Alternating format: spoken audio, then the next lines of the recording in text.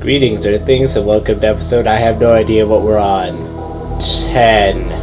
Let's go with 10, because that seems logical based on 9 being the previous one. Of me playing Planescape Torment. Which is, it's been a little bit. I'm sure you don't miss it at all. Holy cow. Oh, okay, no. I leveled up last time. He just made the sound this time. Wait, nope. Nope. Still there. Cool. Level up. I got 8 hit points. That's good. And, oh gosh, I don't remember what I was going to put points into. I don't know what level I am.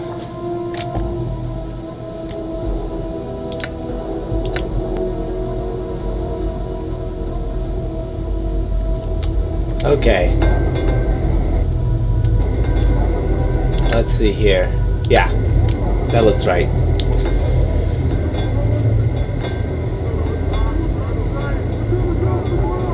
Yep. Oh, look, thugs. Excellent. Damn it. I love fighting thugs. See that? Yeah, Mort just bit his face off. He asked if you saw it, but you probably didn't. Because, I mean, this is going to be mostly audio. I'm picking up copper comments. I got 2 of them from that guy, 7 from that guy. I'm like the richest guy ever. Okay, so, let's see. Let me check my inventory screen to see if I have an ornate box. Good, good. So I'll do that quest, probably. But first, I'm going to talk to one of these random dudes swinging a hammer. Davis. A Davis. His name isn't Davis, he's A Davis. You see, a tall creature with a shock of white hair and skin has a greenish cast, and a pair of goat horns protrudes from its forehead. It is dressed in long, flowing robes and appears to be floating slightly above the ground. Greetings! The creature turns to face you, and a series of symbols appear around its head. The symbols have a slight glow about them, and they just hover there. Mort. Oh, for power's sake! Piking, Davis! What's wrong? Is it Davis? They speak in rebuses, these annoying word puzzles. If you don't know what he's saying, then we better find a native or some other way to communicate with him if we want to. An annoying bunch. My bet they can speak, they would just rather piss everyone else off by trying to puzzle out what they're saying. What's a Davis? Chant is they're janitors for the Lady of Pain. They float around breaking, fixing, and patching up sigil according to her whims. They're worse than corpse flies. You can't swat them though, or the lady will get upset. Lady of Pain? Who's that? She runs this city. You'll know if you see her. She's got these blades around her face. She's about the size of a giant, and she floats off the ground just like these guys. Mort nods at the Davis, who's looking at you both. Nobody knows much about her. She doesn't speak much. All you need to know is that you don't want to make her angry. If you see her, my advice, run. I see. The Davis waits patiently, its hands tucked into its sleeves. A series of symbols materialize above its head, and then they vanish, and a question mark appears. Try and strike up a conversation. See if you can translate what the Davis is saying. You ask the Davis several questions, trying to get a feel for the rebuses that appear above his head. It is extremely patient throughout your discussion, giving you easy sentences to translate. After a few minutes, you start to get the hang of it. It feels like you've done this before. Maybe you can help me. Nope, I don't actually want to ask any of those questions. I just wanted to learn to speak in rebuses. Because that's awesome. Also, it will be helpful later. Although I could probably learn it exactly when I need it later, but that's not the point. Quick save! That's not the quick save button in this game. Alright. I like quick saving. Let's see here. So, I've got a box. So I want to look at my quest journal, which I haven't looked at before. Quatra. I gotta go deliver the box to Quatra. So we're gonna be walking past a bunch of people. I'll probably cut this part out. Maybe not, though. It's not that long. I'm only going a couple districts over. So, yeah. We walk past all these people. Hello, the post. We're walking past him again. Alright, now we're in this smoldering corpse bar district. Or, once we finish loading. I'm gone. And then we go into this building that I completely ignored before because it was irrelevant at the time. And that should be where we find Kuatra to talk about this box that some crazy guy handed us and skipped away after. I mean, that's how I imagine it. Kuatra. Moving from box to box, this man seems to be totally immersed in counting boxes and scribbling results down on a piece of parchment. He looks annoyed as you interrupt him. What is it now? Can't you see I'm busy taking inventory? Go bother someone else. I was told to deliver this box to you. Well, why didn't you say so in the first place? Let's see what you've got for me. I'm sure it'll need to be inventoried. Mara told me to give this to you. As you hold the box out for him to take, Kuatra's expression turns from one of interest to that of intense horror. No! Please! Get it away from me. I don't understand. Why are you afraid of this box? I said get back! Death! Evil! Had to dupe Mark. Couldn't take it anymore. Please take to Braskin. Lives southwest. Hive. Me. No! Apparently the side of the box is just too much for him as he runs screaming from the building. Wait, what am I supposed to do with... Updated my firmware. Somebody in the Southwest Hive? Alright. What was that name? Braskin.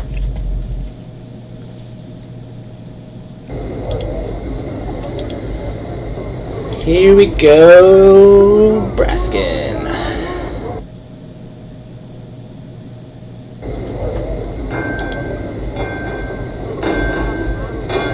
Let's see if we have anything on the map that directs us to him. Hive dwelling. Yes, there, Braskin's camp. Ha ha ha, we're so smart. We've learned the location of everything automatically. It's kind of cheating. But anyway, you can also add your own map markers, which will be very useful in a place we're going later. Although it will also be not very interesting to watch most of that place, so I'll probably skip through a bunch of it, or just have notes that say, hey, you don't want to watch this place because it's boring. Approximately. Here's Braskin's house. Braskin has spikes, like a lot of people, on his armor. Alright. In a loud, booming voice, Braskin asks, what in the name of the abyss are you doing in my house? Leave now before I make you even more ugly than you already are. Hey, I have 14 charisma. Okay? Yeah. Alright, anyway. I was asked to deliver this box into your care. Well, why didn't you say so? Send it over and you can be on your way. As you present the box to Braskin, his expression changes from one of anticipation to that of amusement. Whoa there, I won't fall for that trick a second time. Put that thing away and leave. I don't understand. Why won't anyone take this box? First Kuatra, and now you. I think the voices of these two people are sounding too similar. Oh well. Did you say Kuatra? Braskin lets out a great bellow of laughter. Why, that's the fellow who bought the box off me. Thought he got the best of me when he bought it. I guess he figured the gem alone was worth more than the price he paid me. Poor fellow didn't realize what he'd got himself into till it was too late. Just what's so horrible about this box? You mean you don't... I don't remember what his voice sounds like, and it's only been 3 seconds. You mean you don't know anything about the box you're holding? Well, I guess it won't hurt to tell you what I know. First off, so you don't get any ideas in your head, the curse on that box only affects the current owner of the box, and to be the owner of the box, you have to willingly take possession of it. There goes the idea of just leaving the box for someone else to find. So, what's in the box? Now that is a good question. That box has been around the Hive since anyone can remember. There are many rumors flying about. As you can imagine, over time the truth has been warped a little bit further with each retelling of the story. Go on. I've heard many a story about that box, and they all seem to have a recurring theme. I'm not even doing this guy's voice at all anymore. The name given to that foul thing is Mordor's box, and the owner of the box will die should he or anyone else open it. As to the contents, who knows? Some say it's an ancient dragon, while others say it's the evil sword of Mordor himself. I cannot tell for sure, but just by looking at it, any soul can tell it's something evil, and one would have to be a fool to open it. Although I could totally kill the thing inside the box. But we're not going to do that. We're going to do the quest. What am I supposed to do with it? I would suggest you go see Shalandra. She lives in the northeastern region of the hive. Yay, walking! It was from her that I won the box. Who knows? Maybe she will have more knowledge of what to do with it. Or you can find some other clueless Burke to take it off your hands. It's up to you. I wish you luck. Actually, I don't think you can just give it to a random person, which should be an option with high enough charisma. Updated my journal. That would be great. Anyway, I'm going to look at my mage spells, because I should theoretically have... Yes! I can memorize a couple more spells. Oh, I could memorize a 4th level spell, but there's that slight problem that I don't know any. Alright. So I just memorized a Blood Bridge, because, you know, that's great. And I already had Strength of 1 twice, so it's like Strength of 2. Anyway, I'm gonna go through this nice shortcut that I have available now. Yay! Being friends with alley thugs. They won't bother me. I mean, honestly, I don't see why anyone would bother me. Anyway, I'm a guy walking around with a dude with a weird sword. And a skull. And I'm covered in scars that should have killed, like, everybody. Ever. Done. But I'm still alive. Sort of. So, walking through the alley... Oh, somebody left some junk on the ground. Oh, it's just a rusty dagger. No wonder I left it there. It's probably gonna... I'm probably gonna click on it every time I walk by. Oh well. Conveniently, I happen to psychically know the location of the person I'm looking for. Right. Yay! It's because of my 21 intelligence and not because I've played this before. Yep. Okay, fine, I played it before. At least. I beat it at least 3 times. Wow. Anyway. But it's been a long time. Alright, hey look! It's Shalandra! I'm not going to do a woman voice. Blast, I almost had it that time. Don't you know it's dangerous to interrupt spellcasters while they are invoking a spell? Luckily for you, I was only practicing. Well, what is it that you want? I wish to learn more about this box. You hold out Mordor's box for the Shalandra to examine. Ah, yes, I remember this box well. I acquired it some time ago. What do you wish to know about it? You seem to know something about magic. Can you tell me what spells have been put on this box? For many years I studied the box and tried to learn its secrets. Spell upon spell upon spell has been woven into it. To my amazement, my studies revealed that all the spells are the type used to confine fiends. Fiends? You mean there are fiends trapped within this box? No, not fiends. A fiend. And judging by the sophistication and power of those spells, it would have to be one of significant standing and power in its realm. It's really not. It's pretty wimpy. Actually, maybe I'll fight it after this. Quick save and fight it and let you see. I have more questions I wish to ask. Can you safely remove the spells from this box? Seeking to remove yourself from this box, eh? That spell is the worst of them all, basically. That particular spell draws energy from the current owner of the box and uses it to power one of the spells of confinement. That isn't the worst of it. The fiend inside can smell this energy and would more than likely hunt down the person should it escape. It's really a no-win situation though in the box. Either it drains you dry of your energy, or the fiend within kills you. I see. If you don't mind, I'd like to ask you some more questions.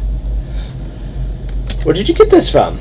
Let me think. I don't recall whom I got it from. I just remember I was down in the marketplace looking for some spell components when some person offered me the box. After testing the box, I found it to be cursed, but was intrigued by the spells woven into the box, and so I purchased it anyway. If you weren't so intrigued by the box, what made you decide to give it away? I was young and brash back then. In my relentless pursuit of knowledge, I carelessly undid one of the spells. Looked closely at the box. It was like new when I had it. The signs of decay are an indication that the spells are weakening. I realized I was in danger if I kept the box any longer, so I held a contest to get rid of it. A contest?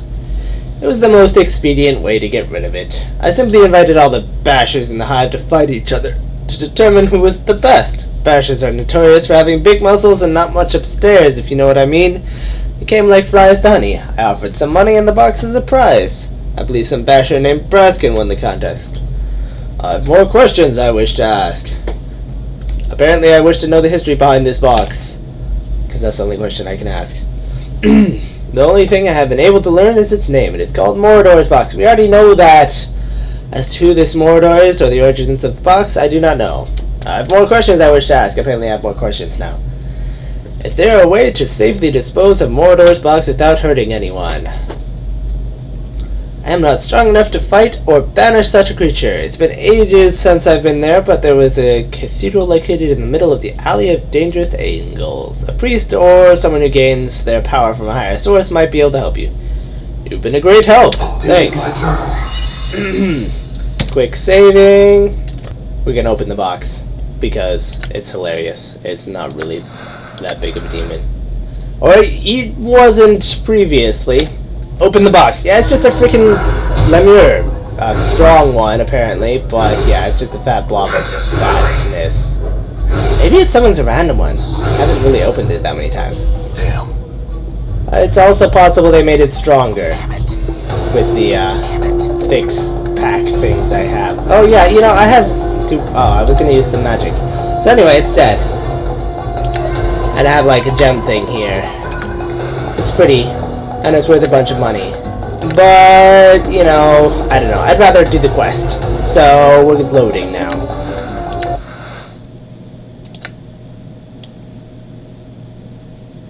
Loading, quick save. As if that never happened. I just wanted to show you I could. It's kind of disappointing, though. Like, really? I expected, like, Abishai or something to pop out. Hey, look, Hive Thugs! Maybe some Hive Thugs? No, wait. I didn't expect Hive Thugs to pop out of the box ceiling with some kind of fiend. Did you see that? Yes, Mort, you got another critical hit. I saw it. You get a lot of critical hits. Alright. Done. Oh, wait. Jewelry. Yay, a bronze ring. Excellent, excellent. Alright. Now, onward to the Alley of Dangerous Angles, which is the place where all the thugs were. So, the first time I played this, I could not find the place I'm looking for, because, it just isn't, like, obvious how to get there at all. But, yeah, it's not actually that hard when you know where it is. It's, yeah, right over here. So you have to sort of click inside this desiccated building for the doorway that you're supposed to somehow know was there. And that's ridiculous. But anyway, also, it has a roof when you're inside, but not when you're outside. Or it appears to. It's a completely different building on the inside. And no, it's not magic, it's just, poorly done. So I walked up to this dude in purple robes named Allah. Welcome to the Cathedral of Elskar. Have you come to worship Elskar with me? You can be his second disciple. I come seeking counsel concerning a box and a fiend. You explain to him your predicament. Allah seems to consider things for a moment and then speaks to you. I, a humble disciple of the great Elskar, can indeed help you. First, you must relinquish the box to me. That's fine. Take the box. Give him the box. There, done. I can leave now. But no, I'm good, so I'm gonna wait till it's over. Plus, I don't have an option. Allah places Mordor's box within the wire pyramid-shaped structure and then mutters a prayer to Elskar. The familiar shimmering of a portal... Familiar? I've only seen one portal on this guy. That's not familiar. Yeah, well, then again, I've probably seen tons of them, just don't remember it. Anyway, the familiar shimmering of a portal fills in the sides of the pyramid. Allah then casually reaches through the portal and flips open Mordor's box. You scream in an attempt to stop him, but it is too late. Almost instantly, the box begins to disintegrate as a sickly smoke begins to fill the interior of the pyramid. A feeling of immense dread fills the room, and it is all you can do to keep yourself from bolting from the tent. You notice that the tendrils of smoke touch the sides of the pyramid, as they are drawn into the swirling vortex of the portal. Zzz. As the last tendril of smoke disappears, the feeling of dread passes. It's not that dreadful. Although, in this case, if you didn't know what it was, using your imagination, it's actually a lot scarier. I shouldn't have told you. Aula smiles a bit nervously at you. Witness the power of Alskar, the keeper of gateways. I'm sure a fiend of such power that it required so many spells to contain it will have no problems making its way back here. And when it does, it's going to be looking for you. Aula says, I have taken that into consideration. You see, each side of the pyramid contained a portal to a different plane. In effect, I scattered its essence far and wide across the multiverse. Did you know there are races out there that consider demons a sort of delicacy? He begins to chuckle softly as he reaches into the pyramid and sifts through the ashes of the box, removing the gem that was attached to it. Payment for my services. I will use this to help rebuild my beautiful cathedral. Keep the gem. You have more than earned it. Farewell. And that's the end of episode 10, because I'm thirsty and it's a good spot.